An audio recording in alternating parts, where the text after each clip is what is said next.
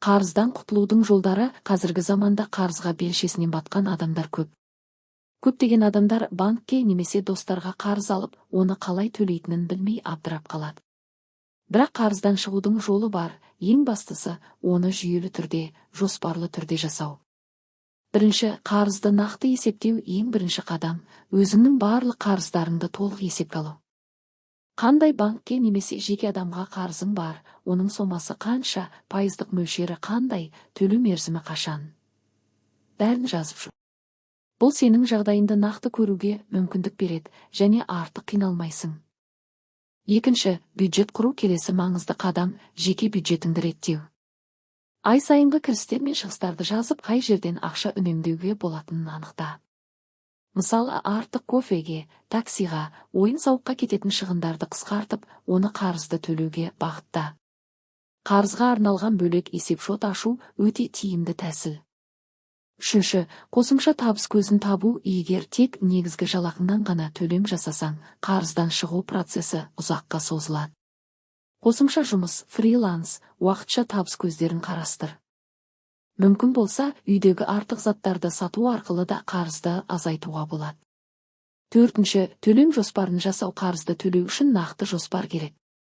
Мысалы, алдымен ең үлкен пайызды қарыздан немесе ең кішкентай сомадан бастауға болады. Ай сайын тұрақты төлем жасап, ешқандай төлемді қалдырмау маңызды. Егер банкпен келісім жасап, бірнеше қарызды біріктіру, рефинансирование мүмкін болса, бұл да жақсы шешім. Бесінші, міндетті емес шығыннан бас тарту. Қарыздан шығу үшін әрбір теңге маңызды. Қарыз бітпейінше тек қажетті нәрселерге ақша жұмса. Артық шығындарды қысқартып, үнемделген ақшаны төлемге бағытта.